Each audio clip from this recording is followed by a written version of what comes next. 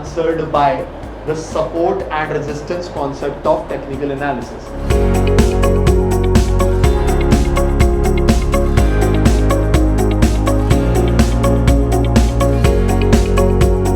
It was actually quite good. I'm basically from marketing background, so getting something financial or understanding something financial was something out of box.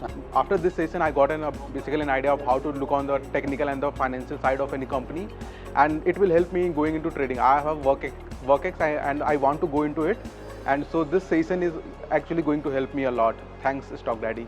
The session is very good. The understanding of the teacher, that how he teaches, the style of his teaching is very good, and there are many live examples which I feel that is very important for us to understand that how stock market works. I was very afraid about the market and its ups and downs, and I've heard a lot of horror stories about it.